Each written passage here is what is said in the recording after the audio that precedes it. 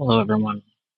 No real goal today with this video. I'm just gonna, I guess, film some random chores I'm gonna do around the fish room today with the hour and change I have before I had to go out grocery shopping. Um, First thing I'm gonna do is take the medaka fry that have been rolling out in here in the little catch cup in the Instead City and transfer them to the fry tray in the main medaka tank. I don't think I'll even use a net or anything. I'm not too worried about the difference in the water parameters. I'm used to this water's just green, this isn't, and the temperatures are about the same. Maybe a degree or two difference, but I'm just gonna go ahead and introduce them in.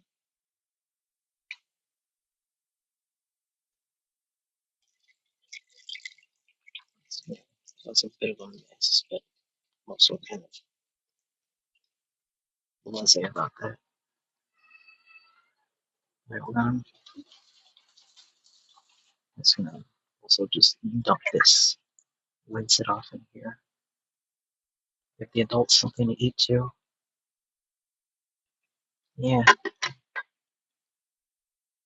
looks filthy now. Probably need to uh, do a bit of vacuuming before I try, but there they all are.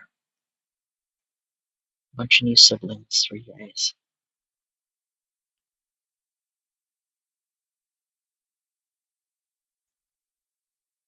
Look at them all. Um, I can never remember the names of any of these, but I know some of these, the orange ones, are Kogyoko, Kugyoku. I don't, uh, I can see it in my head, but pronouncing it, those are the orange ones, and the silvery ones, something green light. That's all I know.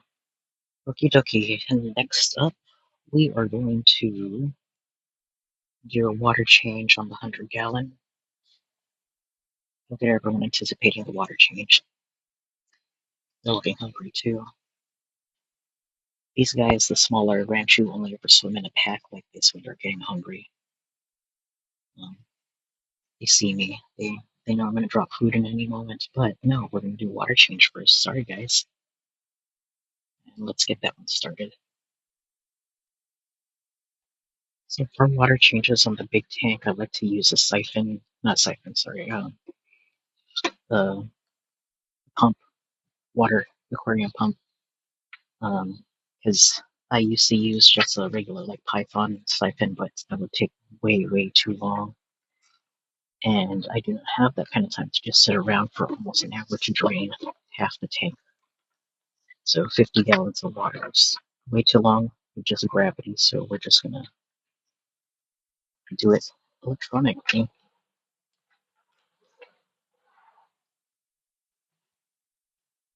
I'm gonna use these for the 100-gallon and for the 40-gallon as well. All the big tanks get this pump for draining. Plug it in here, and there goes the water. So this is gonna run for about 10 minutes or so until it drains about half. Let's follow the trail of water to see where that goes.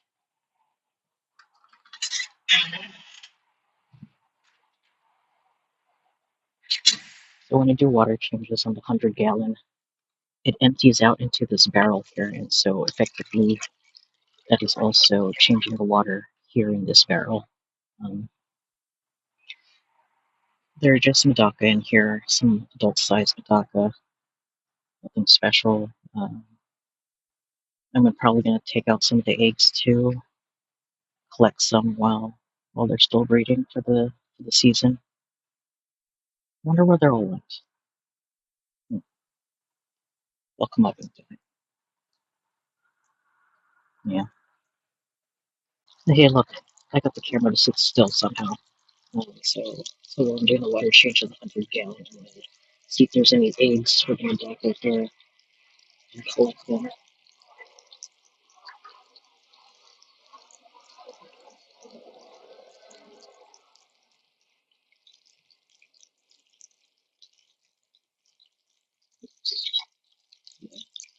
Ooh, having the video so close to the water it makes me nervous. But, uh, let's see what we can do.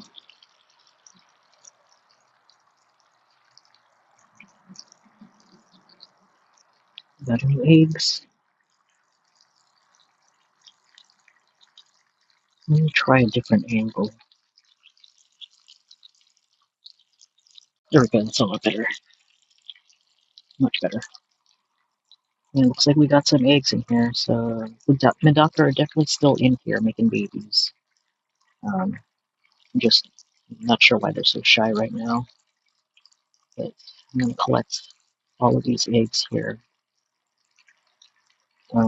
Wish there was some way I could show you the collection process, but again, the lack of a tripod, so I'll just take my word for it and collect all of these. Oh, this works, I suppose. Alright, let's get to it.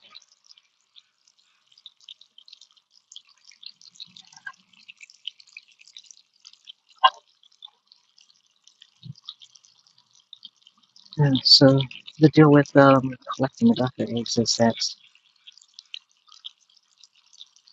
you want to look for the ones that feel hard to the touch. With these specifically, you can tell already that they've got babies forming in them. You can see the eyes. But yeah, just on the spawning moth, which maybe I'll do a tutorial on the spawning moth. I'm going to pick the ones that feel very solid. They don't crush under your fingers. Like, ideal medaka egg will feel very hard, like a very tiny marble. The the ones that are not good, the dead eggs, to use a term, they will crush between your fingers. They will just squish easily. So it's very, very easy to tell the difference between the viable eggs and the not viable eggs.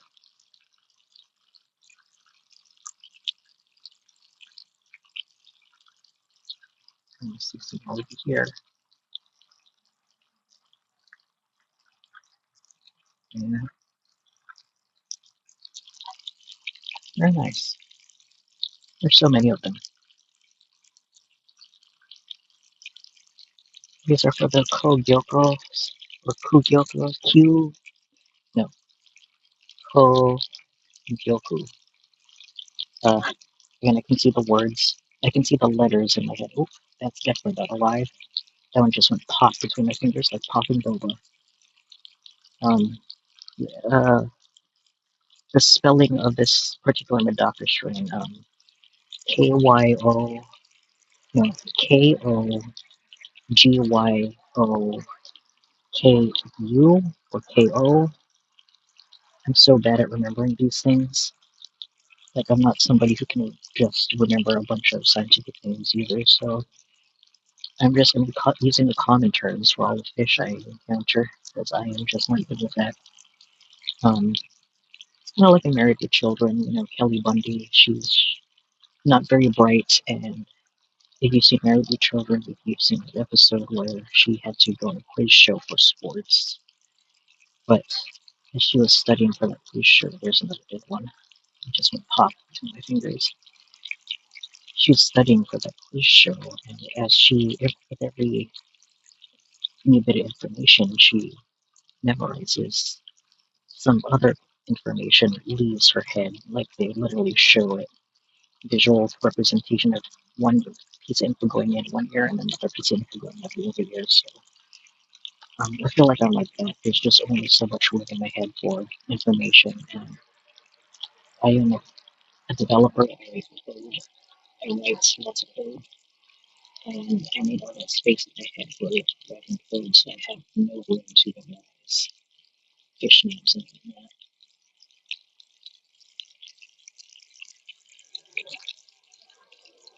And I have not much to talk about, so I'll probably speed this up, but you'll get to see the whole process at 10 times speed or however long it takes.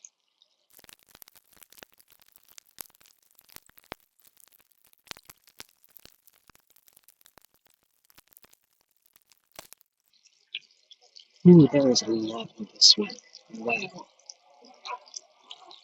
Ooh, what a good harvest. Look at that. There's so many. I don't know how many of these are viable, but wow. Let's see, to make sure that none are like stuck to my fingernails or something, which tends to happen because eggs do have this sticky substance on them that allows them to stick to things, and it's kind of like stringy, kind of like a spider's web. And if I'm not careful, they'll just start sticking to other things like my hands. I've found some on my pants before. Um, yeah, but yeah, there's so many, so many.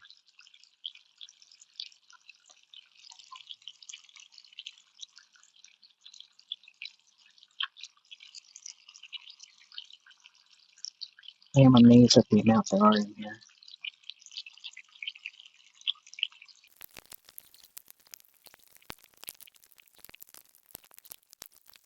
It also helps to have longish fingernails, so you don't have to rely on your fingertips. You can just use your fingernails to just kind of cling them, cling to them, and pick them off.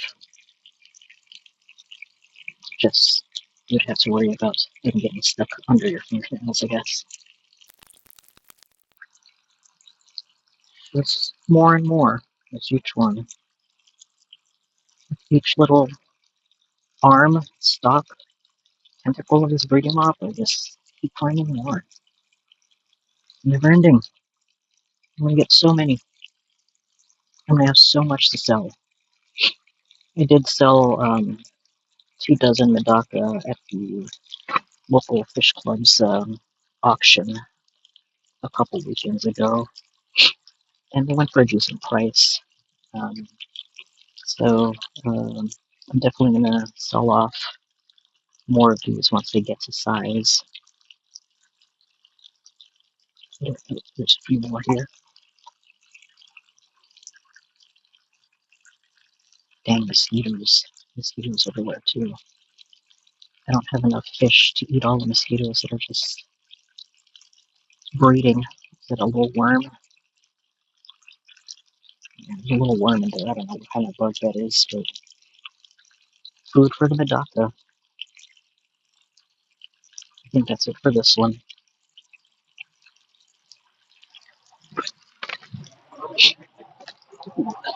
Looks safe. And you can see some of the fish are finally showing up.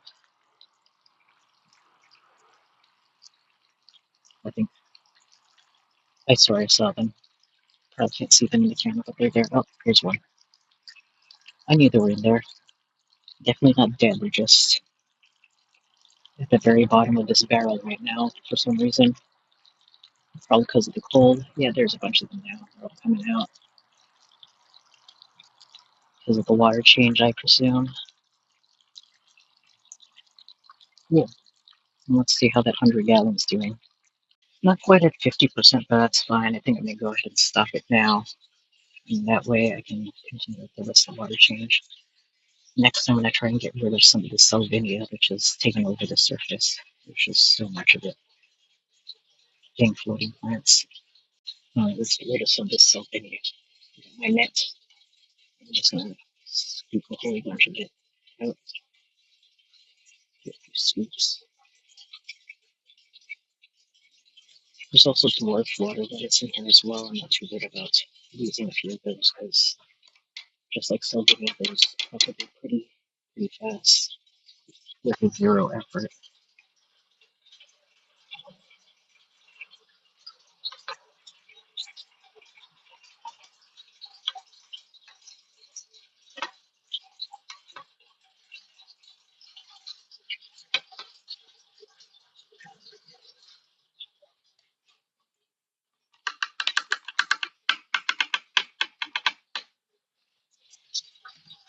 I'm gonna find a way to pop this up so I'm not always just carrying this around while netting the salvinia.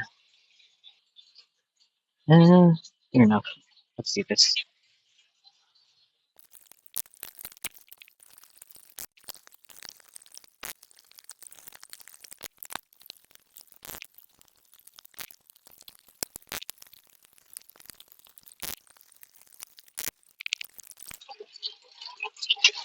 and rinse off some of the souvenir that's stuck to the driftwood here so I can catch that as well. Trying to get rid of as much as I can because there's no completely getting rid of it. Kind of like duckweed, but I want to at least get rid of most of it. I'm definitely going to keep the bigger water lettuce that's in here, maybe hopefully get that to propagate and take over so that the Sylvania can't.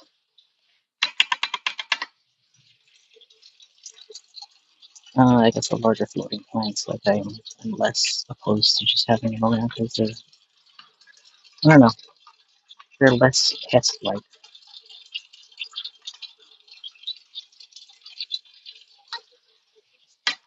You know, they're probably just as equally as invasive. Leave those there. Going back over here.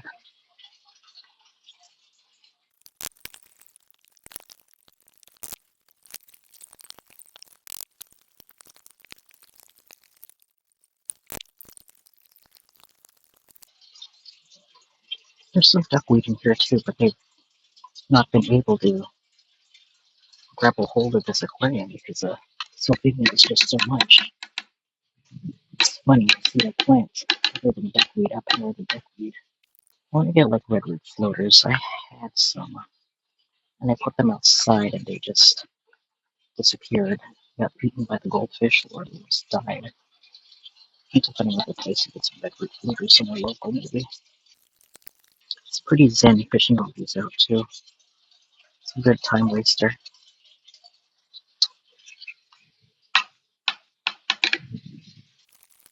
It's the ones that are hiding while the water levels. Yeah, like I originally put like I don't know how many different types of floating plants in here. Uh, ooh, what's that? Yeah, you see that? It's a young young dwarf lily. Nice. That's cool. I'll save that. Maybe I'll plant it somewhere. Maybe I'll plant it in the pond. Put it there for now. And hopefully I don't forget about it.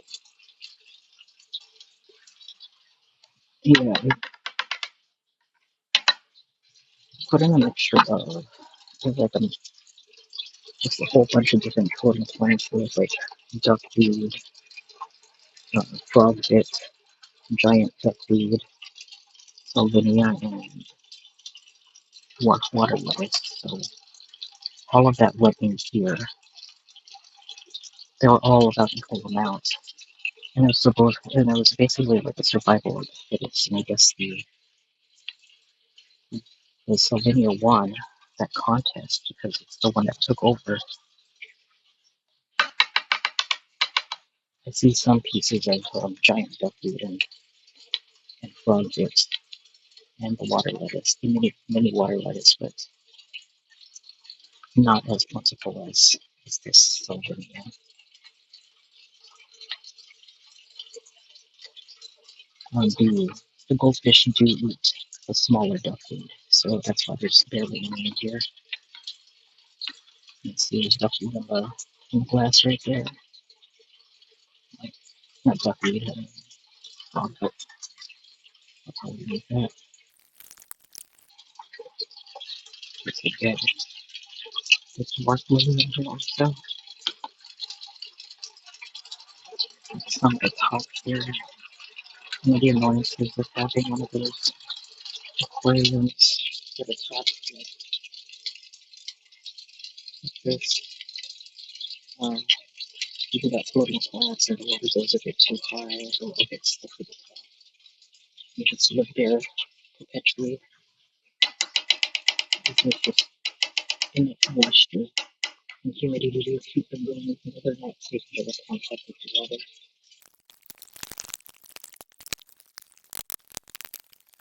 I think we'll just leave that. Just get the feed up out here. I'm sure we got done ranking up all the stuff in the box. Is that a redwood floater? Some kind of red. Let's throw that back in. They do so much as it needs to. Alright, look at that difference. 99.9% of all that Slovenian is gone. Now, one thing I'd like to do, I don't know if I'll be successful, is I'd want to catch all, if not most, of these panda quarries and put them in the 40-gallon, because I want the black Venezuelan corridors to be the main quarries in this tank. We'll see. Alright, so I'm going to fill this up. So see here. This is a utility sink that I installed myself. Um, there's no plumbing down here. It's, the water drains into a large 15-gallon reservoir, and that when there's like a float switch in the reservoir, so when that float switch goes to the top, there's a pump in here that turns on, and it pumps all the water out of that reservoir into the laundry drain over there. Alright, so unhook this and turn on the water. I just put it to cold because it is a colder water tank anyway. Plus, it also triggers spawning in the corridors. This is just out. Everything is falling. This is what I get for doing this. I'm sure there's no hand sanitizer on it because the hand sanitizer bottle fell on top of this. None.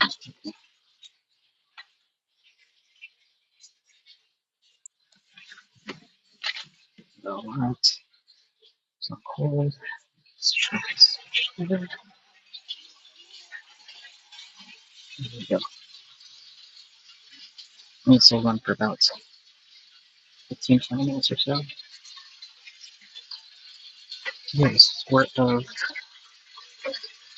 cold water here, aka the chlorinator. I put in a holy water bottle because I thought it'd be funny.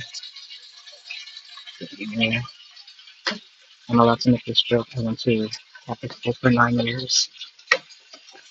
I am atheist, but Catholic school, 9 years, was enough to show me that I don't particularly care for any of that stuff. Anyway, so let that go. Check on other things while that's doing its thing. The medaka barrel drained back down to normal levels, and you can see now the fish are more visible now that most of the green water is gone. It's going to turn cloudy and green within a week because there's just so much sunlight out here. It doesn't take long for the green water to form in here. It's funny because I had just the most difficult time trying to form green water in a jar inside with a lamp on it 24/7, and that took months to get right. But once I put a barrel outside, exposed to all the elements, green water instantly. Wild how that works. Okay, I'm so grateful that I just remembered, and so I had to stop the water for a bit. But there was one thing that I had planned on doing to this tank for the next time I drained it, and that is today. And I wanted to plant some root tabs in here to get the Bellisneria going. They're very slow at growing. They've been in here for over a year, and there's only just this much has propagated, which is sad. Um, I also wanted to plant some of this Blixa japonica that I got from the Fish Club's auction a couple weekends ago. I don't know how well they'll do in the fish tank, but in the goldfish tank, we'll see. This isn't all of it. The rest of it I planted out in the pond. I hope they do well in there, but for the remaining, I want to see how well they do in the goldfish tank. So I'm gonna. So one thing I wanted to show off while planting the The root tabs is this thing. Um, if you're a dog or cat owner and you've had to give your pet medication before, you probably know what this is. It's basically you stick a pill in this part here, and you stick it on here, and what it does is when you push the plunger, it just pops the pill right down the animal's throat. So if you're a dog or cat owner, if you have to give them medicine before, you know how difficult it is, and this kind of makes it easier, I guess. I've never used this type on my cat. I just give him those pocket treats where you can hide the medication in the treat. But I'm gonna attempt to use this to plant some root tabs because I've always had trouble using the tweezer method and using the hand method. So I'm gonna see what happens when I use the pill popping method. See if we can get root tab in here first. I'll be using spring co-ops root tabs. They're the pill shaped.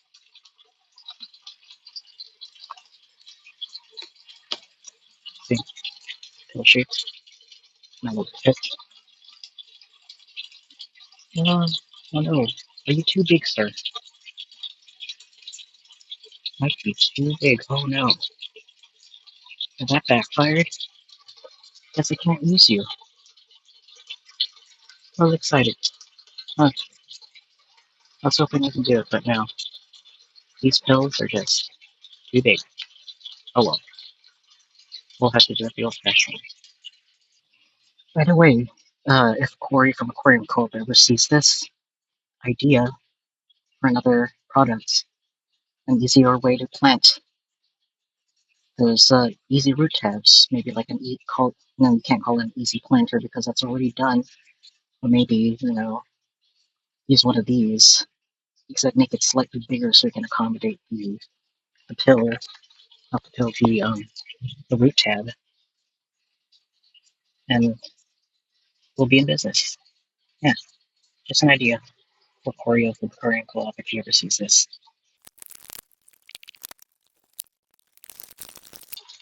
I just know the dojo loach is probably going to dig these out.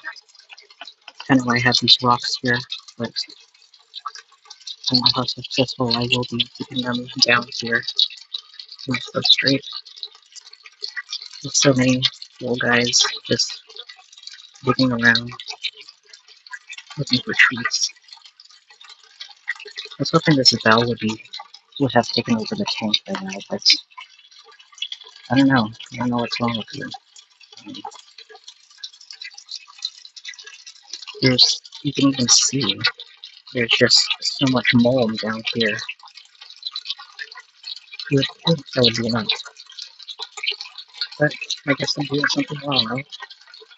That's the problem with these. It's like I kind of wish that pill applicator worked.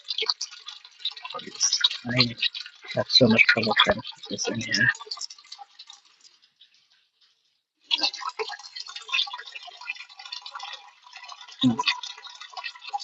It's hard to see.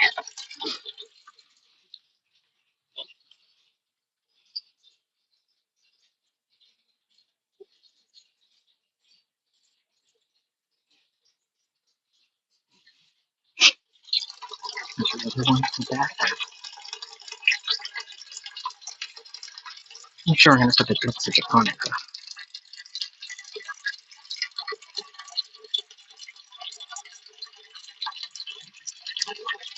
I don't want to use them. Let's do one more. At least for the valve. Might have to plant some more wherever I put the Alexa. There we go. Got that one underneath the rock, so that one to stay put. Alright, let's get the Alexa. Yeah, and an update on those bulbs that I got from PetSmart, top fin bulbs. How long's it been? Like a month now? These two bulbs so far haven't really grown or done anything. I can't tell. I mean, it looks a little different. I don't know if it's growing or not. But this one I definitely planted upside down. And it was upside down for the first week or so. Now I planted it right side up, and all it did was get moldy. So I'm not sure. Um, Little bit of he's in here temporarily. He's the one that was in the 10-gallon that was full of leftover um, personal Sparkle babies. Uh, I finally got rid of all of them. Um, Someone local came by last night and picked them up because I just wanted to get rid of them. There were like 10, 12 total. And now this 10-gallon is free, so I can quarantine again or start a breeding project if I wanted. But when it's not being used, he's going to be living in there. The only one that did the top fin bulbs that did start growing and is actually growing pretty well is this one, which is I want to say the Aponogeton. Correct me if I'm wrong. This one is definitely going to go in an easy planter. I have a few extra easy planters I got from the co-op, so it's going to go in that. I got the Blexa Japonica over here from the auction, so both are going to be planted in the 100-gallon. I already got the easy planter here. I got my bulb plant, I'm just going to call it. Get that nice and secure in there. Planter is wet because I rinsed it just to get all the excess factory dust off of it. Just came right out of the box. And it's secure in there. It's cat hair. Something. But there's a hole at the bottom, so you can see roots starting to poke out. But there's a hole at the bottom, so it'll eventually take root inside the substrate. And where shall I put it? Where shall I put it? There's a good spot. Um, the dwarf lily is already here, so that's the tall one. That's the tall plant sticking up that region. Maybe I'll put it really here in this spot.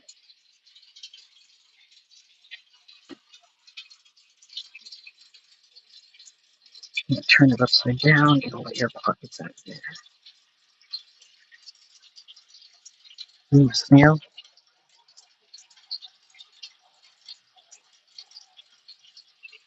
How's that? Move a little bit more. Sorry,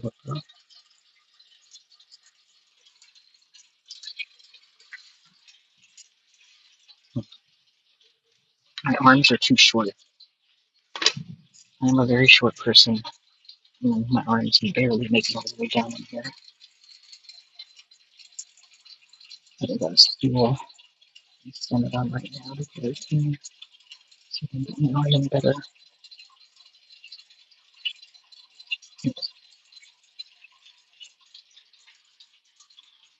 Yeah, well, I think that works.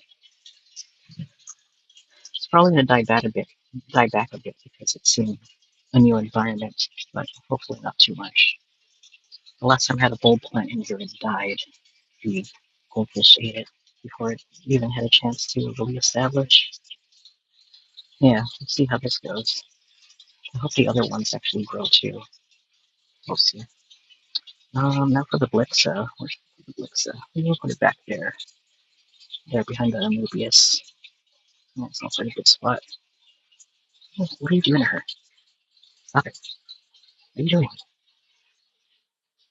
My goodness.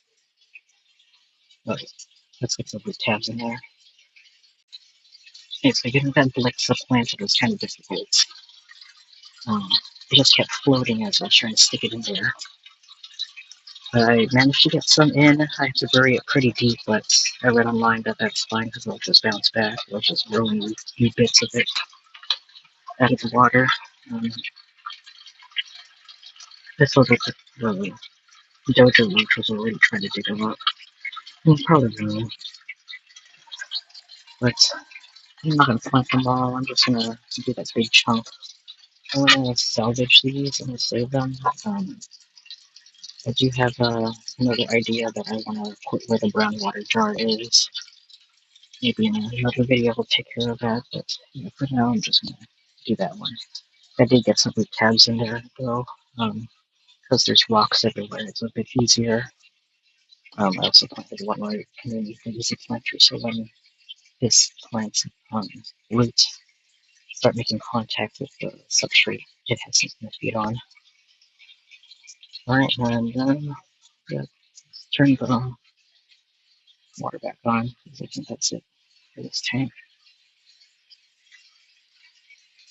Yeah, look at all that sylvinia. There's so much in there. That's almost all that was in the 100-gallon. Some duckweed, some dwarf water lettuce in here too. As for what I'm going to do with it, I'm probably just going to let it dry out. Just leave it there or dump it somewhere. I don't know. Something I'll worry about later. As for the 10-gallon quarantine tank, I'm going to take care of that tomorrow. I'm running out of time here. I got to head out soon. There's just a little snail in there. So yeah, let's save this for another video or something. And lastly, for the best part of the day, feeding time. So I got pellets, some big boys, large goldfish.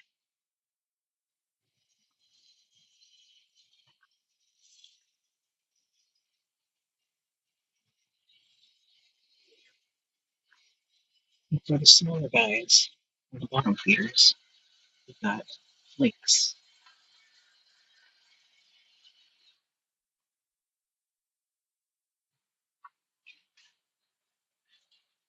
We're gonna go at it. And that is it. Hope you watched the video all the way through and enjoyed it. I apologize massively for the terrible audio. I had no idea that that Bluetooth microphone I was using was going to be so bad. I'm not going to use it again. Um, if you enjoyed this video, please like it, hit the thumbs up, subscribe to my channel if you haven't already, and click on that notification bell so that you'll receive any new videos that I have immediately.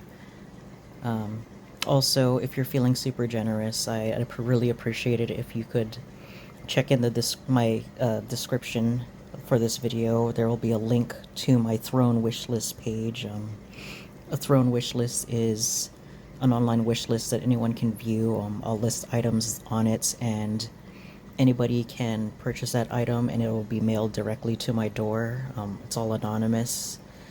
I'm still without a job. I'm going on 4 months without a job, despite the hundreds of job applications I've filled, all the interviews I've done. I'm still unemployed, and it's hurting. And I just want to be able to, keep my house, keep this fish room, and on that Throne wish list are just a bunch of fish supplies and some supplies to help me make better videos. And if you're feeling super generous, no obligation obviously, but take a look at that Throne wish list, and if there's anything that you could contribute to, I'd highly appreciate it. I also appreciate it if you don't want to spend the money but would like to support me anyway. You could, again, hit the like button, subscribe to my channel, uh, post a response below to boost the video in the algorithm, I guess. And tell your friends about my channel as well. But yeah, that's it for now, and I hope you have a great day. I hope you have a great week, and I will see you later.